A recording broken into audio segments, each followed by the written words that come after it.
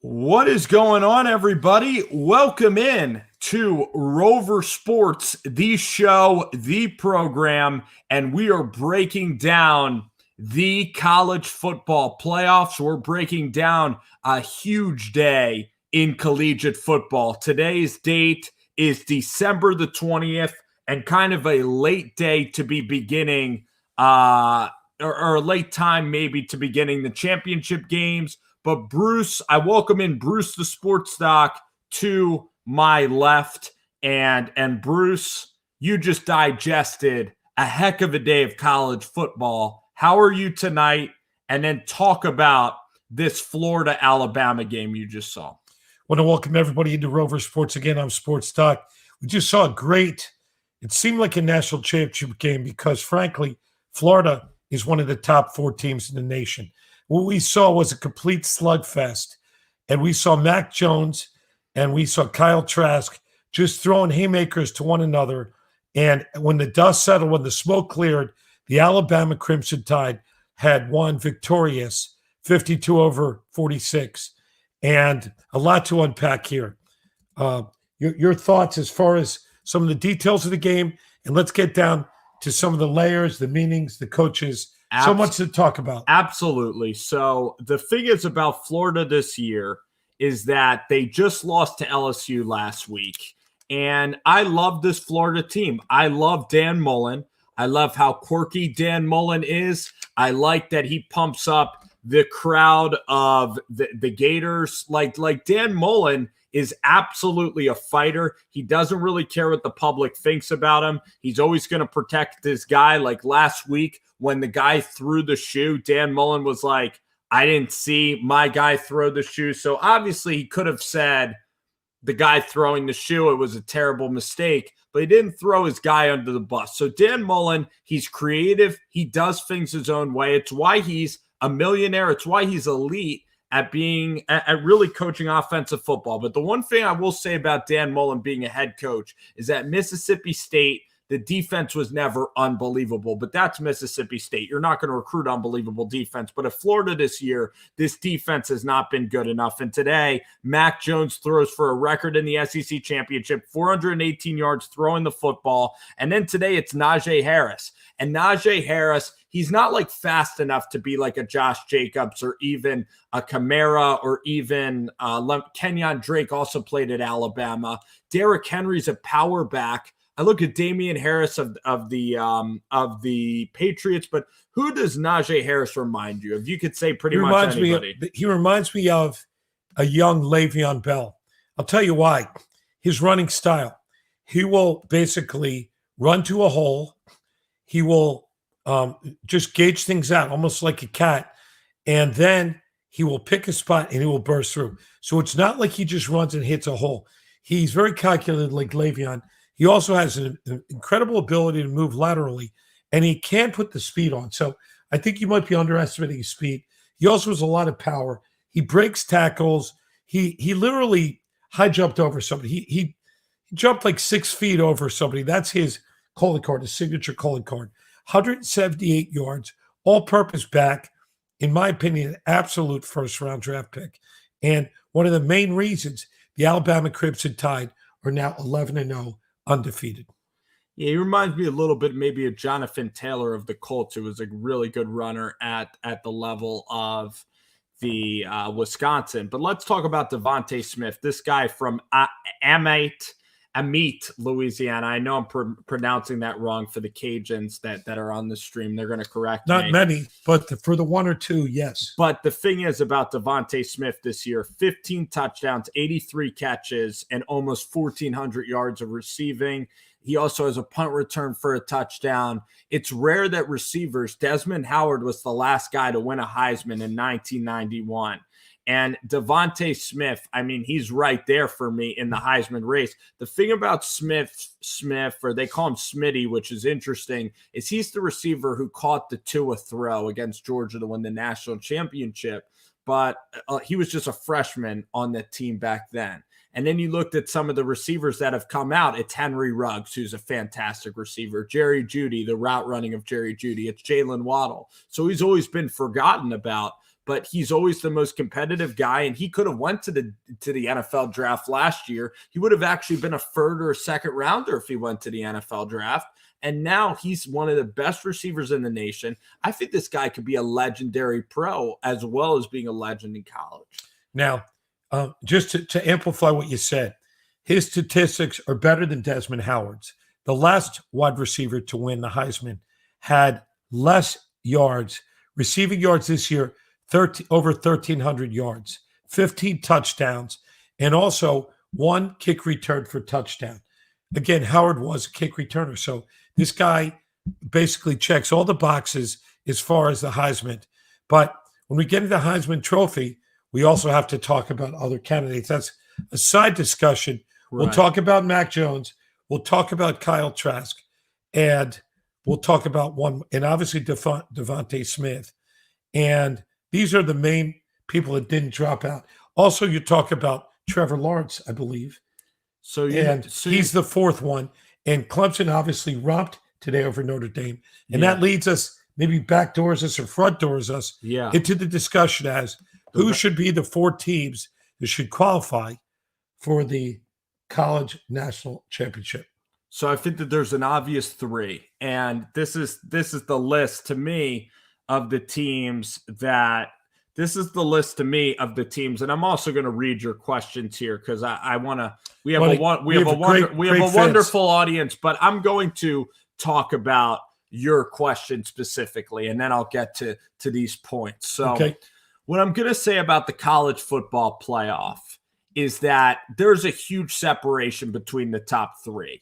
You have Alabama and Clemson. I think they're 1A and 1B. I think that they are so far they are so far higher than everybody else at each position. They're elite. You look at Surtain in the secondary. You look at Josh Jobe. I mean, even the guys on Alabama, Malachi Moore. These are going to be first round like cornerbacks. And then you look at Clemson. Their defensive line's so good at Clemson. You have Trevor Lawrence. Dabo Swinney is there. So Saban and Dabo, I think, are incredibly 1A, 1B. I think that these teams will always be in the playoffs unless LSU magically comes around and you hit lightning in a bottle. But then you look at Ohio State. So I think it's those 3 teams, but Ohio State is a notch below.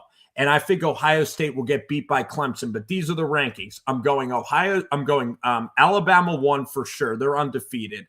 Clemson, to me, let me think about it. Clemson will play Ohio State. That it doesn't even matter if Ohio State is second or not. Clemson's playing Ohio State again. They played last year. They've played like 3 straight years, by the way.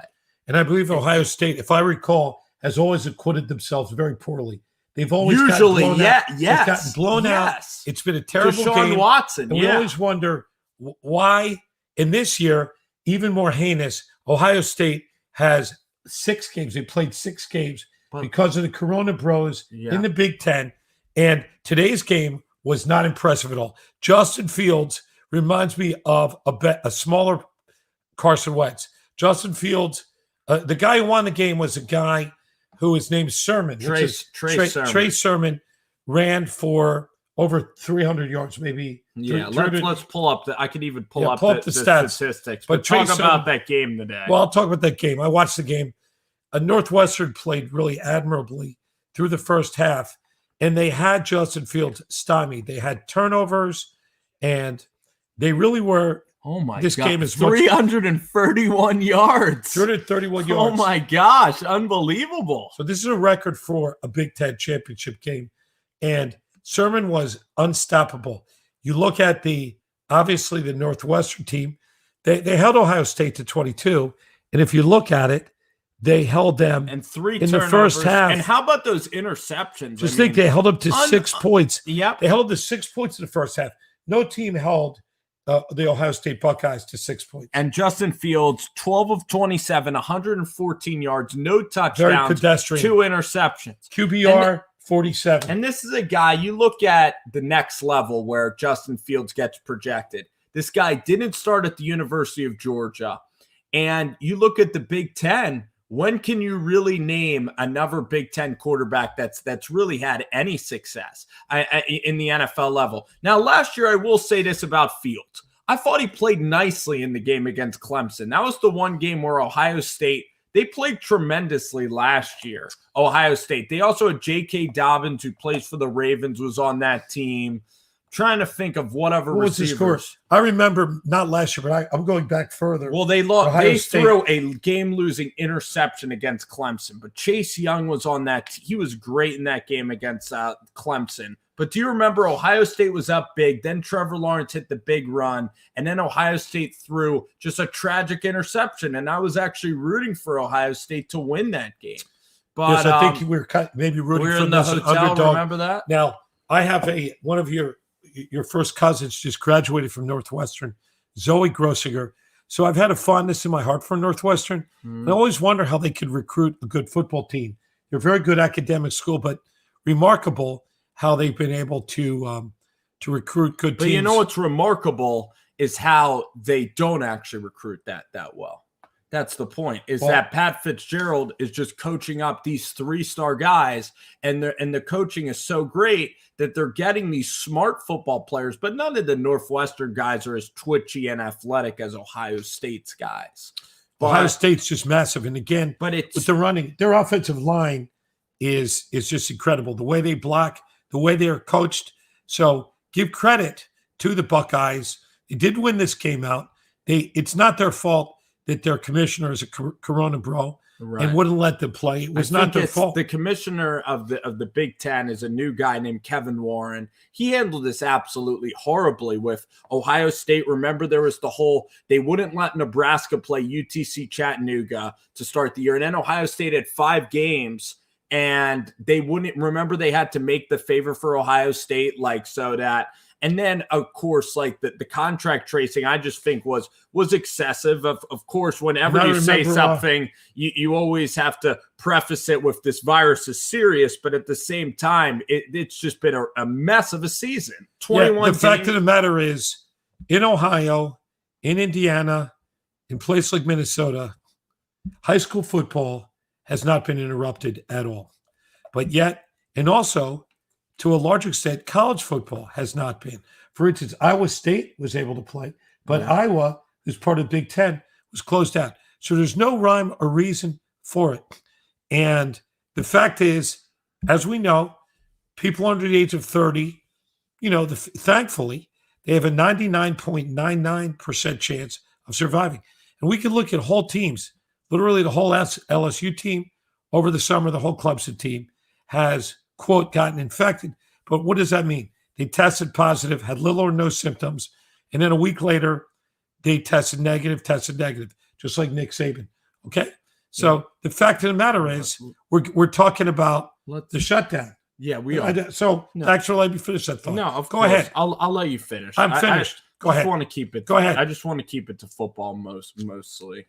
Well, I'm sports doc. I'm going to infuse some medicine because that's what these people are paying for. It's fine. They're paying for the doctor. Do you want to talk more? No, do you want to say anything? I don't want to covered it, but I know you were getting a little twitchy in my answer. I don't want to interrupt you. Appreciate it. I don't want to interrupt you. Because I don't want people getting offended. Well, I don't have to be offended. The fact of the matter is, no need to be offended. We're not Corona bros. Okay. We're not PC bros here. The fact of the matter is, the vaccine's coming. Everybody's getting it. Don't be afraid of the new strain in London. Don't be like Boris Johnson. We are capitalists, and you know what? Thank God there's a new president coming in, and God bless Joe Biden. And the fact of the matter is, we live in a beautiful country, and we will unite around our new president. Let's talk about. So I don't mind saying Brandon Rogers says the Gophers, they lost today to Wisconsin. So I watched the game and I listened to it also. So you watched that game, and the thing is about Minnesota is this is a team with PJ Fleck this year that. They went out and they beat Nebraska, and then it's been a really tough year defensively for Minnesota. But the thing that I love about this Minnesota team is that they just keep fighting. And today was a tough day in Camp Randall for Minnesota, but I really like this Minnesota team. And you watch Northwestern. Northwestern has no offense, but the University of Minnesota, they have I think that their offense is more explosive than Wisconsin. Now, Wisconsin beat the brakes off of them last year, but how do you think Minnesota is doing? Do you think PJ needs a reset? Is he an overrated head coach? I mean, what happened this year? No, I think sorry to go back to it. Yeah. The COVID hysteria. It's all right. The COVID hysteria brought, it affected every team. and it affected Minnesota. And PJ is also, he's a byproduct of a state, a very state that's really big on lockdowns. And in order to retain his job and not be canceled, PJ had to toe the line. Right. And a guy in Nebraska, a state where it is a freedom state, it's an open state. Scott Frost, I think, has the same views as PJ. They both want to play football. And Scott Frost almost seceded. Nebraska almost developed their own schedule because they were so fed up with the lockdowns, fed up with the amount that the Nebraska program, these kids who are not going to get sick in Nebraska, it's Scott Frost and PJ. So I think that this is a very disrupted year, and I don't look upon this season as reflective of any shortcomings of PJ.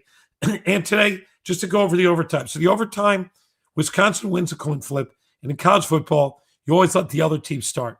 So they started off with Ibrahim and incomplete pass and almost an interception. And they had a very, reasonable field goal, which was missed. So essentially, at that point, your back's to the wall. You're in last stand mode. And Wisconsin had a normal drive. Where do you start on the 35-yard line? Yeah. Normal drive, teed it up. And so a really valiant effort by the Minnesota Golden Gophers to stay with a great football team, a bigger team, a faster team, more athletic team, to basically go into overtime 17-all and lose that way, in my opinion, doesn't detract from the season and is a loss is a loss, a moral victory for PJ. So let's talk about the playoffs. So you think it is going to be Alabama and Clemson in the end? You think Clemson's going to beat Ohio State in the semifinal game? We've danced around the Final Four. I think A&M is going to get the fourth spot. And not A&M, Notre Dame? Yeah, I think so. I think A&M, Notre Dame just got embarrassed, shellacked. They scored really 3 points, a meaningless touchdown in garbage time. But they looked nothing like even a top 10 team. They got their head handed to them. Yeah, they beat a Trevor Lawrence list. That's Trevor Lawrence list. Hard to say. Clemson Tiger team. Right. But these Notre Dame teams are pretenders. They were embarrassed. And you know what? The committee looks, what have you done for me lately? What did they do today? Notre Dame embarrassed themselves, and they deserve not to be in the Final Four. And that's my strong opinion. As opposed to Texas A&M, who took care of business, and the only team they lost to was the bold, amazing Alabama Crimson Tide. So I look at their body of work, and I believe that they will slide into the fourth spot. What are your thoughts? Yeah, I think that actually I disagree. I think Notre Dame is getting in the Final Four. I don't agree with it, but I'm not the committee. I'm not a billionaire. I don't get paid to sit around and watch college football. And maybe one day, well, maybe 40. You don't get paid billions. I don't get paid billions, but I'd love to be on that committee. And I'm gonna have to be 60 to 70. I'm gonna have to live till about 60 or 70 to get on that committee and have influence. You have to be an athletic director at one of the top schools in the nation. But maybe my good friend Coach Dave, who's on a path to be an athletic director, he'll be there someday. But anyway, we could fast track you on to the committee, right? Yeah. Anyway, I think that the committee, you look at Notre Dame, it's a national brand. It's the Irish, it's NBC Sports, it's Rudy, it's Brady Quinn, it's guys like Justin Tuck, who played at Notre Dame. It's a powerhouse. And the thing about Notre Dame is they still beat Clemson earlier in the season. Today's game was buried at 4:00.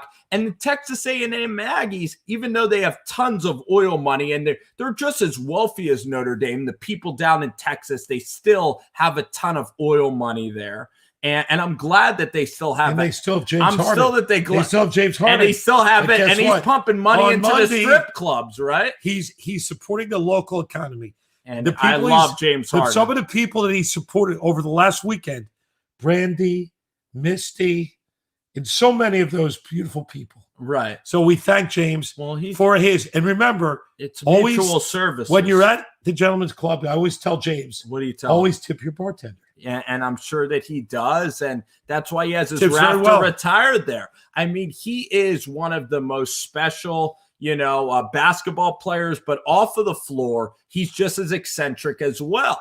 And that's the thing about James Harden, is that he is there for the city of Houston, Texas, and he helps the economy there. And he's a hard worker, and he can scout talent. That's the thing. He can scout talent. He scouts talent. He has great vision. When he sees a girl dancing on a pole, he can tell you whether he's going to get a good friction dance in the VIP.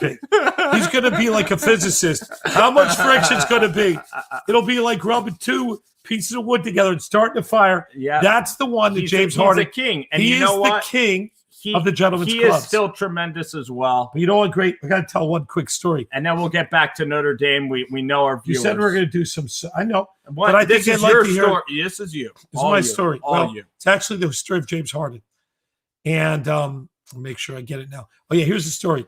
James Harden has missed most of training camp, and the reason is he's been traveling with Lil Baby. He's been flying to Vegas, flying to Miami. And what he said to the media is that the reason he's missed all this time is because he is engaging in very intensive personal training. That would be cardio, weightlifting, he's got 3 chefs.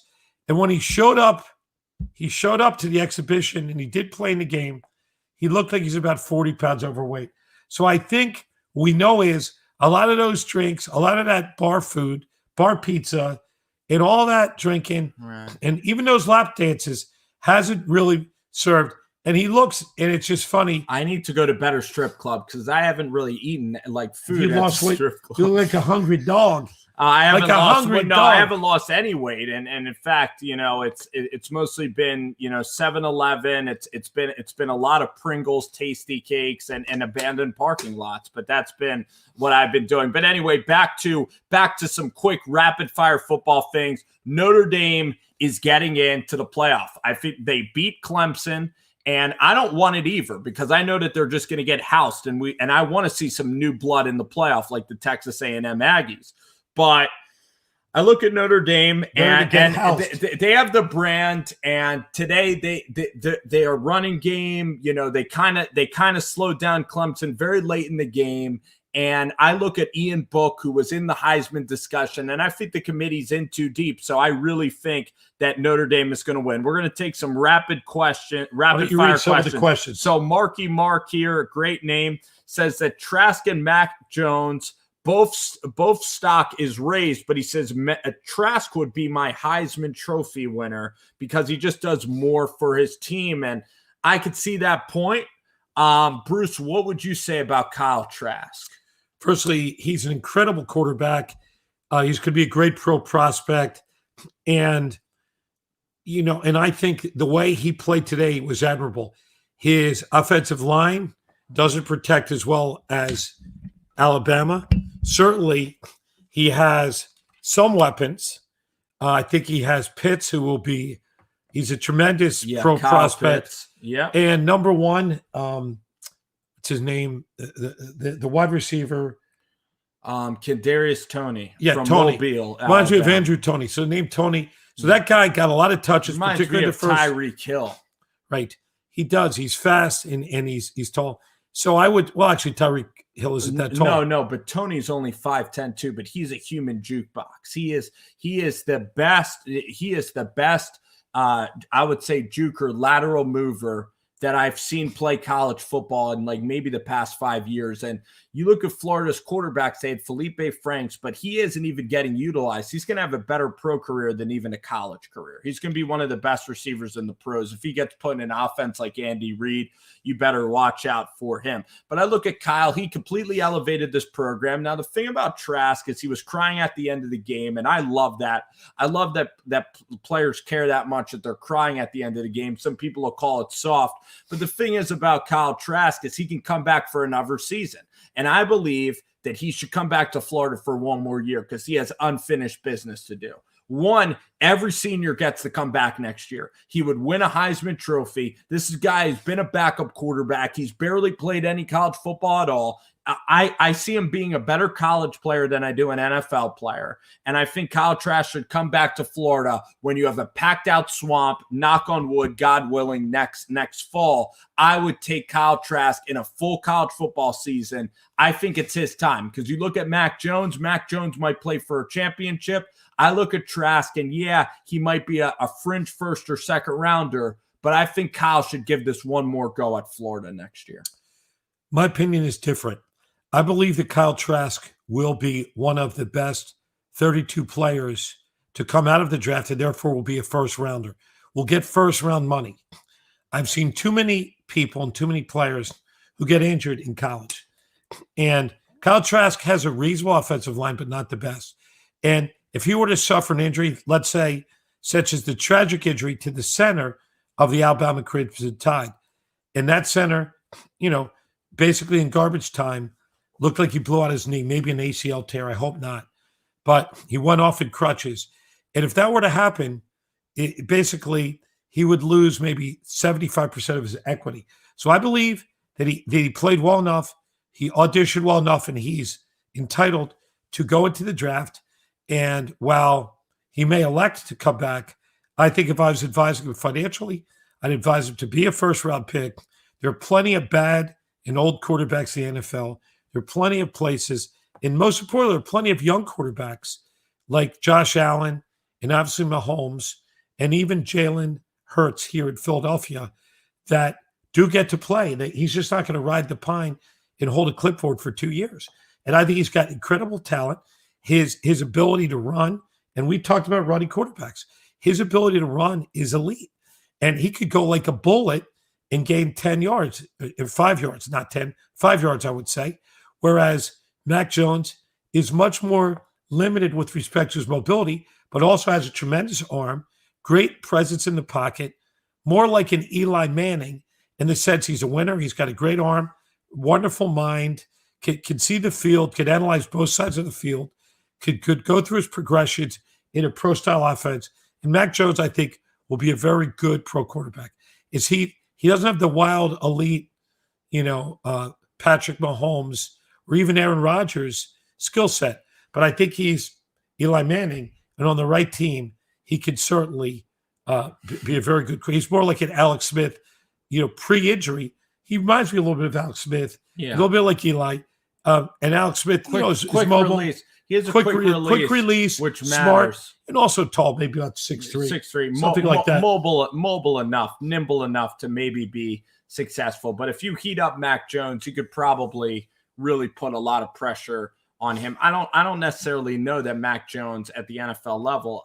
I hope that he gets an opportunity to start. I don't know if I look at him as an upper echelon guy, but I kind of agree. He's kind of like Eli Manning in that sense. He could be very clutch. I look at Kyle Trask. He's not that mobile to me because in the pocket, he can't really extend outside the pocket. Now, running straight forward, he's very tough. He'll get those hard-earned yards, and he did that tonight. Does need to protect the ball a little bit better.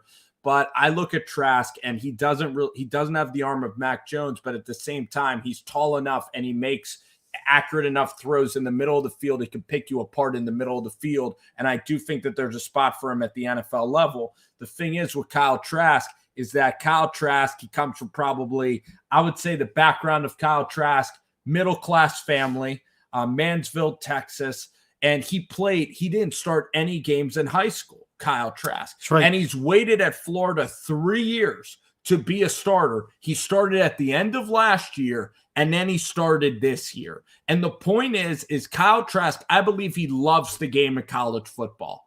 And you look at, and it's his choice. That's what's but great you look about at America. Mack Jones, and Mack Jones played a full year. He played every down of high school, and then Mack Jones played. I think he played a great year and has accomplished everything. But I think Kyle Trask, with again, even though the SEC played 10 games, this has been a season that has not really been the coolest season for a college kid. You don't get the limelight of parties after games. You don't get filled out stadiums, and you really look at Kyle Trask, And I think he needs to cement his legacy for college football. I think he cares so deeply about college. And if you go to the NFL, you could go to a New York Jets. You could go to a Cincinnati. And you could have a Christian Hackenberg-like career where you're a high second-round pick and you're done in the NFL if you go to the wrong spot. And I would stay at Florida because he hasn't played any football and he deserves it because Florida needs to win a national championship and Kyle can win the Heisman next year and be the golden boy of college football next year. On another note, we are pivoting and then we're going to answer some more questions. Right. I'm making a statement. I want the viewers and listeners to react to it. I truly believe that if they teed it up for a full game, and the New York Jets played the Alabama Crimson Tide, I believe the Tide would win. I'm not saying it would be a runaway, but I believe they would win. They're a much better coached team, much more organized. Their defense is a lot better, much more disciplined, and I truly believe that. Now, again, Florida came back and did score some points, but I believe the Jets are that bad, and I believe that the best college team could beat the worst pro team. What are your thoughts about that? I still think that the Jets, I mean, if it was Darnold, I think Alabama does have a chance because I think Sam Darnold would turn the ball over. He would fumble it a lot. I really think that Alabama, in that scenario, I think Alabama would win the game. I agree with you, especially if it's Sam Darnold. Now, if it's Flacco. And I would pay to see that Flacco game. Flacco would pay some good money. I would do a pay-per-view on that. Oh, I don't know about the fans out there. Would you guys pay to see the Jets play the Crimson Tide? I definitely lay a 20 on that 20 spot just as a pay-per-view on that game. That would be entertaining as hell. Lalo, I appreciate that. So Ryan Brewer says, how about Josh Allen? How about the Buffalo Bills today? The Bills won 48-19. And in fact, I had no idea that the other NFL game was going on. The Packers, they end up winning and beating the Carolina Panthers in an NFL game that I had no idea even existed. We did not see one play. And it might have been cold. Aaron Jones, for people in fantasy, he had 20 carries, 145 yards, and a touchdown. So, I mean, the Packers, they were up 21-3 at half. They were just trying to get past this game. Cruising home. Playing Absolutely. the Panthers are already Panthers are already dead. melded in. They're Panthers, dead. The thing about that the dead Panthers, cat will not bounce. That dead cat will not bounce. Literally a dead cat in the Carolina Panthers. Very Now, the dead Panthers could be pretty good next year. So Tyson Urban says, what do you think about let's rank the quarterbacks in the 2021 draft? We kind of talked about them. Mack Jones. I don't know if you know the BYU quarterback. Zach Wilson's a decent riser. Let me do the first quarterback. What? Yes. His name is Trevor Lawrence, and he plays for the Clemson Tigers. I think it's clear he's 6'6". He's mobile. He would have been drafted number 1 last year. Clearly, he's number 1. And I guess the only suspense will be, can he find a way out of being drafted by the Jets? And what are your thoughts on Lawrence? And let's go down the line. I think that Lawrence with the Jets, I think that's actually going to be a mess because who knows who the Jets are going to hire. They're probably going to end up hiring Brian Daboll. And the problem with Brian Daboll is, yes, he's calling great plays for Josh Allen, but I view Brian Daboll, and again, I've never met Brian Daboll, and if I did, like I tell many people, what would happen if I met Brian Daboll? He'd remember you. This show would be a lot less interesting if I knew Brian Daboll because I would compliment I wouldn't just throw Daboll under the bus like I'm going to do. Brian Daboll, to me, has the personality of a dry erase board. And he does not seem like the presence that's a head coach. Like he Adam seems Gase? like a guy who's up a in little the bit press box. like Adam Gase. But a lot worse. I mean, Adam Gase he's not even good at calling any plays. He's not even a good football mind. He's the Bob Diaco, I think, of the NFL. The fact that this guy was with Peyton Manning 1 year, and the fact that now in Miami he didn't do anything, but the New York Jets, they are a train wreck of an organization. Their jerseys are horrible. That's the one thing. Let's talk about everything horrible about the Jets. Their jerseys are terrible. Woody Johnson, did he move to London permanently? I think he might have moved to London. His son, Christopher Johnson's kind of like a little weasel. They don't care about their players. Like when their players get hurt, they don't care about their players. They didn't fire Adam Gase before the season. And how about this? They're the bastard. They spend money on old players. Let's talk about their stadium. They're the bastard stepchildren. Yes. They don't even have their own stadium. They are basically they're annoying. They're wards of the state to the New York Giants. It's Giant Stadium, really. Yeah, it is. And some of the Jets are there. MetLife Stadium, in fact, I wish that they would have just kept the old Meadowlands. I guess that the suite areas are nicer.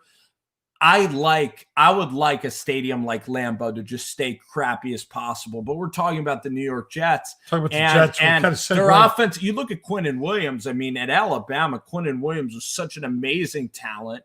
He goes to the New York Jets, and he's not really making an impact because, I mean, he probably hates going to work in that environment.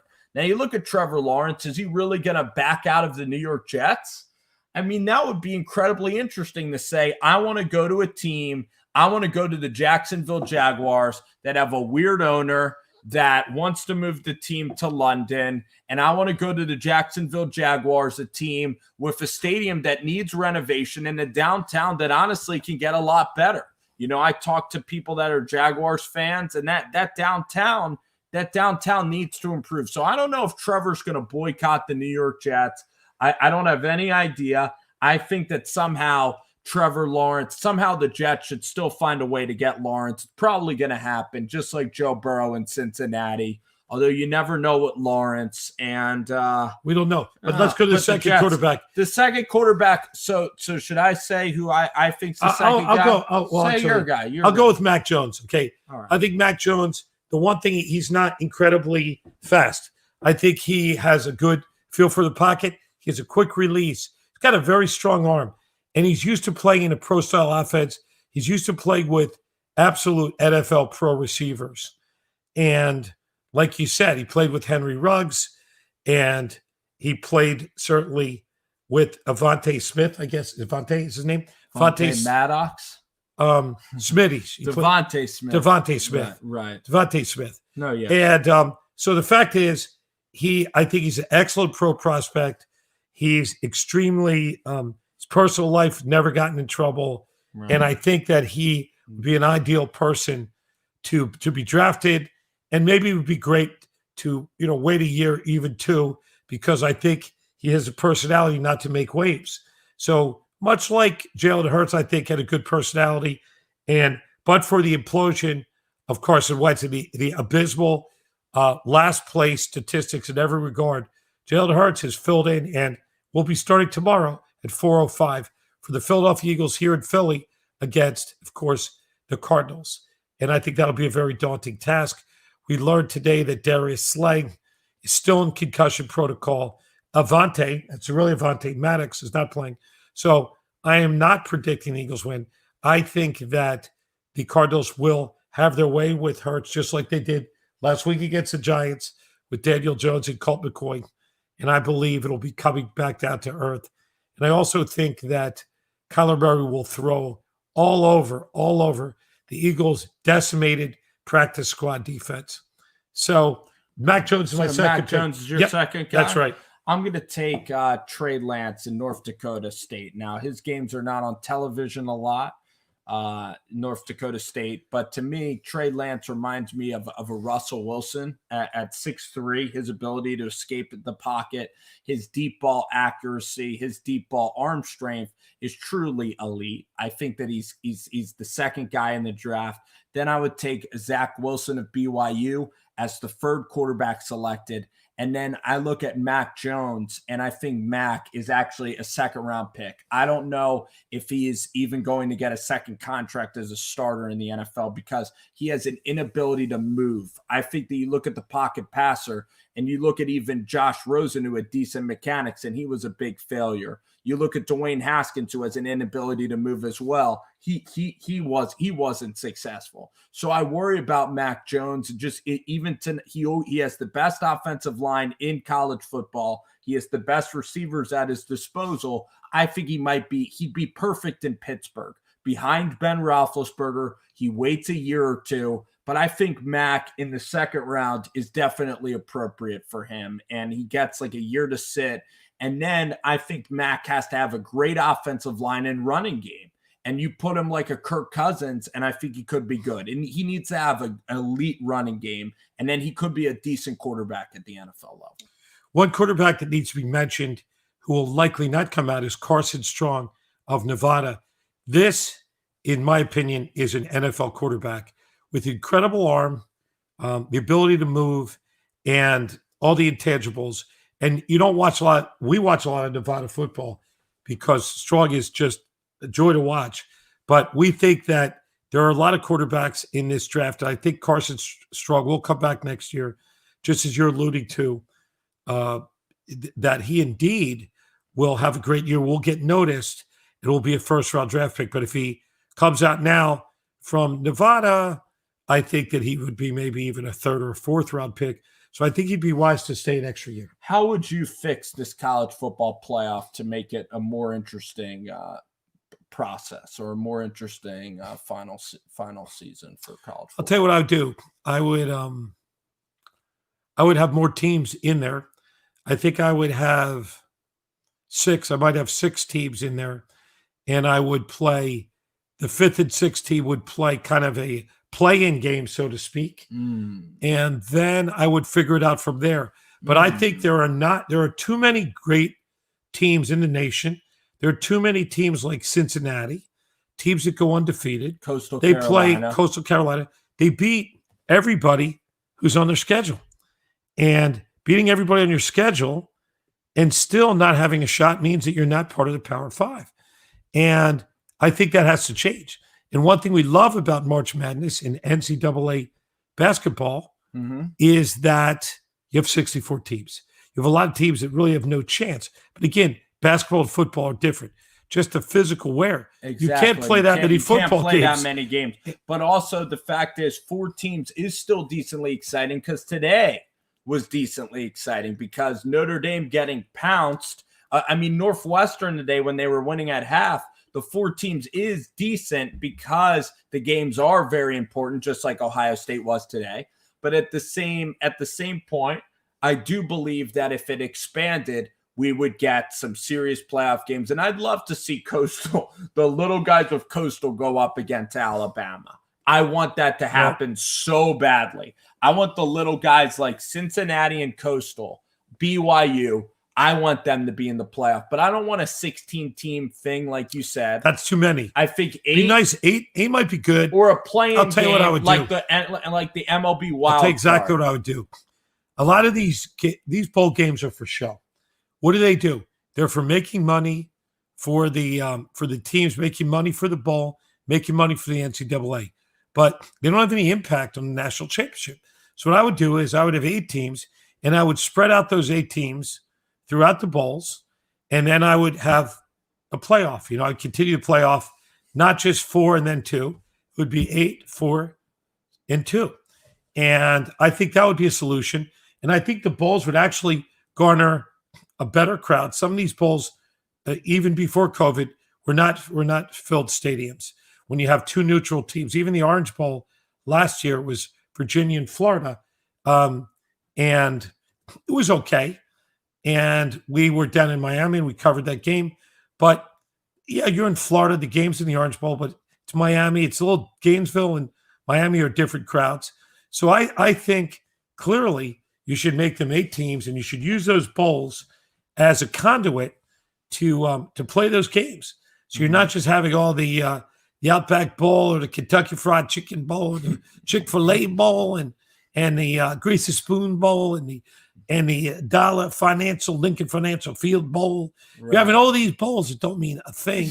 And you know what? Well, a lot of these are throwaway games. The point is, but bowl games are so important because for new coaches, you get 3 weeks of practice, and if you're a freshman, you get those bowl weeks of practice, time to gel, more time to practice for your team and to kind of see where you're at as a program. So I like that stuff. As a fan, it's all right, But I'm okay. I'm okay with those bowls. Those cities need the bowls. The economies of the I didn't say eliminate the Boise bowls. State. Did I say eliminate the bowls? Don't eliminate the bowls. I didn't say eliminate the bowls. I said use the more elite Myrtle bowls. Beach Bowl. I said how about the Bahamas Bowl?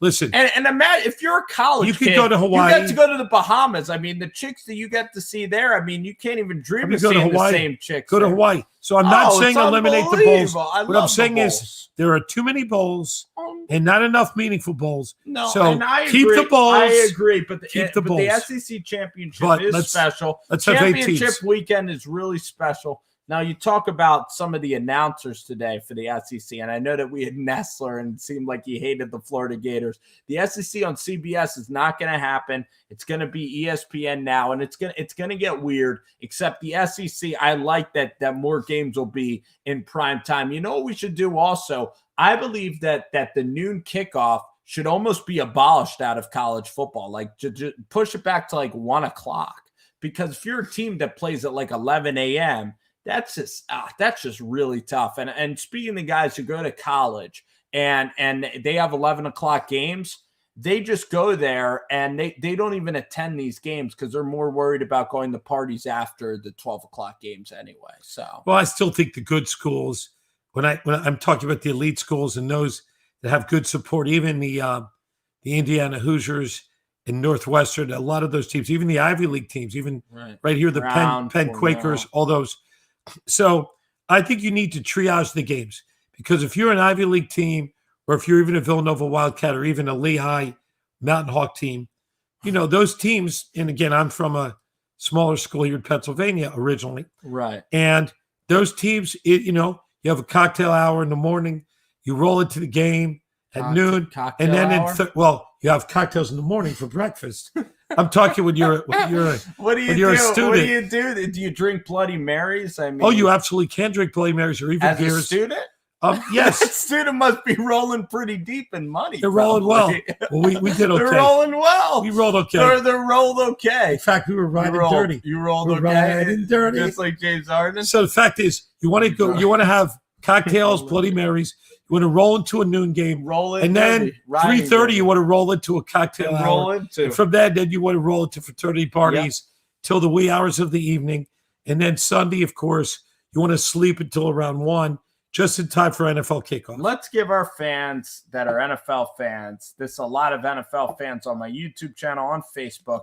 Let's just do a rundown of tomorrow before we depart for the evening. Quick run around, and I'll be back tomorrow night to talk about everything that went down in the NFL. I'll be back. I'm sure Bruce the Sports Doc. I'll invite you back as well. Thank you. Appreciate the invite. I might invite I'll fly you back in.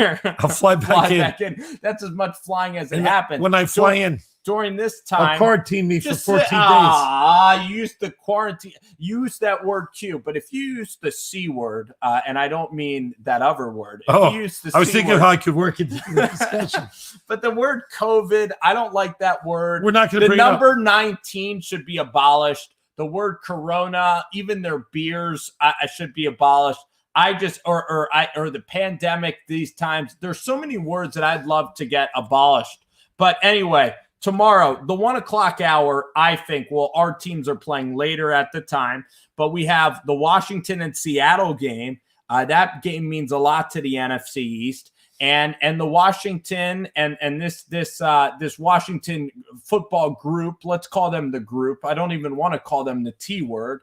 The Washington group. They're playing the Seattle Seahawks tomorrow at FedEx Field in front of a packed house of 5 security guards. So I look at this game with Russell Wilson. I got to give credit to this group, this football group in Washington, because Ron Rivera, I've never been intimidated by this organization at all during my time. But now, the fact that they beat the Steelers on the road like they did, and it followed it up with an absolutely dominant defensive performance, I never thought they could just put it together like this. And it's been about 5 years since Kirk Cousins has won that NFC East. So are you afraid of this group? Are you afraid of this organization of players that they have in the DC area? And do you think that this franchise is actually heading in the right direction with Ron Rivera? And then specifically, can they beat Seattle tomorrow? So that's a multifaceted question. I had to just put your brain in a corkscrew. No, I enjoyed it. So I would say, number one, the Washington team the franchise is improved. Ron Rivera is a professional coach. Alex Smith is playing well. Chase Young is playing well. Harrigan is playing well. So that's why it's always good to make Tyson Urban says he's going to win the division, and they may do well. And they have a 1-game lead right now. And so, but I believe the Seahawks are a team that will be pointed towards the playoffs. And I believe the Seahawks, with no fans in Washington, again, Seattle is used to playing this time of year. It's very rainy. It's cold. It's maybe not quite as cold as Washington. It's going to be in the 30s tomorrow. Depressing. Well, it's going to be in the 30s tomorrow. I don't think there's any precipitation. So I think the Seahawks will fare just fine. And I believe the Seahawks will win by a touchdown and beat the Washington team. And we'll tighten things up here in the NFC East with respect to the Giants and Eagles, who I think both have a chance of advancing. They would give the Eagles an opportunity, and that takes us to this game in Arizona. Too. And the Giants an opportunity. Absolutely. It takes us to the game in Arizona. I think that the Cardinals are a desperate team. I looked at the Eagles. I was very impressed by their offense because it is hard to guard. When you have Miles Sanders running at the level that Miles Sanders is running, he probably ran for like 180 yards. And Jalen Hurts is such a threat on the ground. And the thing about Jalen Hurts is this is the best, in my opinion, that you'll ever see Jalen Hurts play in the NFL. Because I look at Jalen Hurts, and I don't think his arm is very good. So if your arm strength is not good, when you're a guy who's young, you should be young and healthy. And this guy is a weightlifter. He's a professional weightlifter, and he's about 23 years old. So as Jalen Hurts gets hit in the NFL, as defenses start to figure him out, he's going to have wear and tear on his legs and his ability to extend plays. So I think that this is a dangerous Jalen Hurts. I think that this is a dangerous Eagles team. With that being said, I like the Cardinals tomorrow to win the game because the Cardinals defense can absolutely get after Jalen Hurts. I believe they will. In order for the Eagles to keep it close, there are certain keys to the game. Number one is, of course, the RPO with Jalen Hurts and Miles Sanders. Now that Zach Ertz is finally healthy, you have Dallas Goedert and you have Zach Ertz. You need to really control the clock, ball control. And I think the Eagles are capable of doing that, and they did so last week against the Saints. As far as Kyler Murray, as far as DeAndre Hopkins, right? I believe that he will torch them. I believe, as far as the Hall of Famer, he will also. The Eagles have no secondary left, and I believe they'll get torched.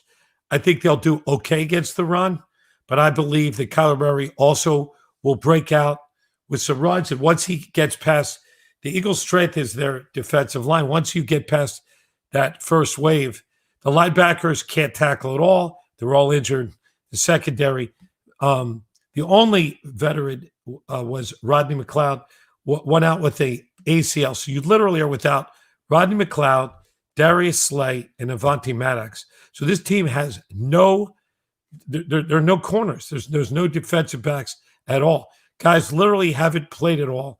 So I think the Cardinals will win, and I think it's going to be ugly. I also think the defense is going to get after Jalen Hurts, much in the way they got after Daniel Jones and Colt McCoy. And as much as I live in Philadelphia and I'm partisan to the home team, I believe this will be at least a 10 to 14-point loss in the desert, and the Eagles' chances for playoffs will be flickering. They'll be almost eliminated by this time tomorrow night. Okay, so we have the Browns and the Giants wrapping up the NFC East, and I think that this is a very exciting game. I think it's a good game to watch. It's a night game, and knock on wood that the NFL, because the Giants had a coach that had an issue this week with the complication going on around the VV. And I think that there is a chance I hope the NFL doesn't postpone it to like Monday or Tuesday. But the reason I'm so excited is because I'm so excited about Freddie Kitchens calling plays. I think that Freddie Kitchens is a brilliant play caller. I think the first year in Cleveland, when he was just a play caller, he was very good. But when he needed to control the egos of Odell Beckham, of John Dorsey, that's when he absolutely got that's when Freddie Kitchens was overextended. But Joe Judge and him are very friendly. I've heard the same reports you guys have, that Jason Garrett does not like being a New York Giants offensive coordinator. He does not respect the 38-year-old coach. He thinks he's better than Joe Judge in a lot of facets. And I'm not a fan of the way that Jason Garrett, I mean, he brought in Mark Colombo, who was an absolute train wreck to bring in. And that's the offensive line coach. The offensive line coach coach has now been fired. Disgraced and fired embarrassed. Mid-season. Absolutely. The offensive line coach that lost his temperament on his boss, Joe Judge. And I think that Freddie Kitchens is the long-term guy. And I want Freddie to stay in it for the long haul, because I believe Freddie Kitchens is really the guy that wants to be with the Giants.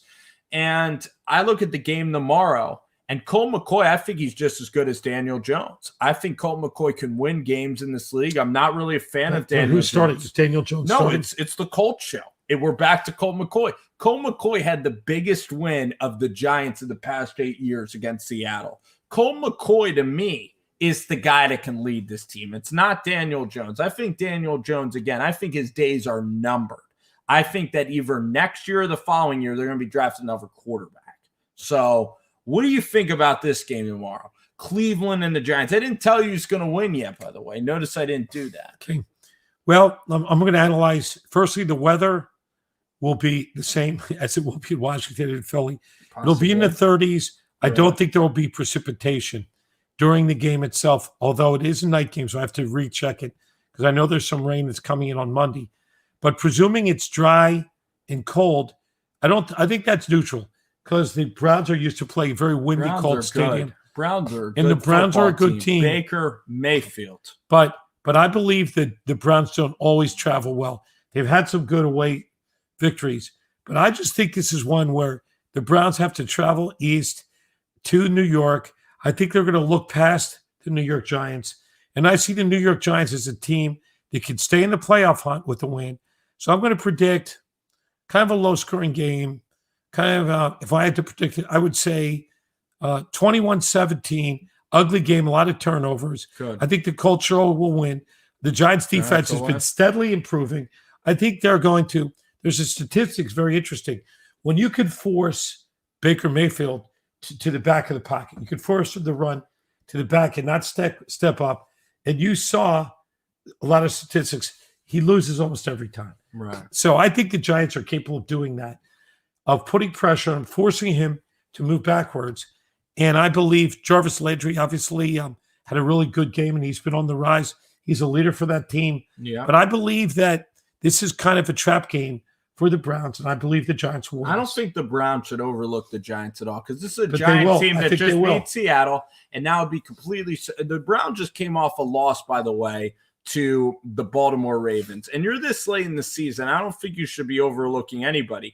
You look at Cleveland, they're teetering on the edge. They got Baltimore that has the tiebreak over them at 8-5. If they lose one more game, they could be out of the playoffs, because the Colts are at 9-4 too. The AFC is incredibly competitive. I think the Browns know that. But I just don't see this game. I think if this game was in Cleveland, I think the Browns will win. They know that the Browns stadium, are going to. I think the Browns are going to beat the Giants. I think they're going to beat the Giants maybe 31 to maybe 20 tomorrow. I think the Browns. Okay. So we have different views on the game, and we'll see. Last week I shellacked you. I think I won all but two games, and some of these I go on feel.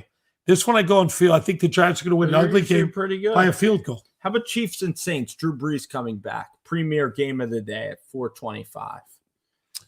Okay, so let me just digest this for a moment.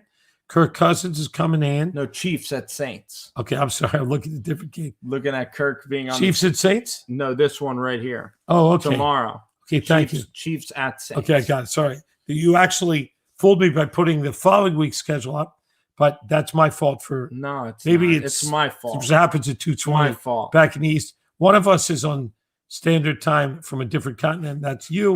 The other one is tired. But in any event, Chiefs Saints. I took a Tonin and melatonin an hour ago. I'm going to Well, be I out. saw that Going to be out pretty soon. the Saints had a bad loss last week against the Eagles. Taysom Hill is now relegated to be a Wildcat. The game is at home in a fanless dome. And I believe that the Chiefs, it's a not for long league. Just my gut feel is I think with Drew Brees coming back, the Saints kind of need the game. I like where your Chiefs really don't. I think the Saints will win. The Saints have a great defense. They play well in that dome with or without fans. Upset special. That's what I'm predicting. I agree with you. And that's going to wrap it up for tonight's show. We'll be back tomorrow to talk all about the NFL. We talked all about college football tonight. You can go back and listen to this. We talked about Florida, Alabama. We talked about the playoff. It's going to end up being Alabama and Clemson that we think. But you are saying Texas A&M gets in. I'm saying that Notre Dame is going to stick in with the committee. We would both take Texas A&M in there. We both have respect for Kyle Trask and this Alabama team. It was a really good SEC championship game. Northwestern today. We recapped it all on the show. Bruce's Sports Doc is here, and thank you so much for coming on. Thank you. And as I always say, good night and good sports.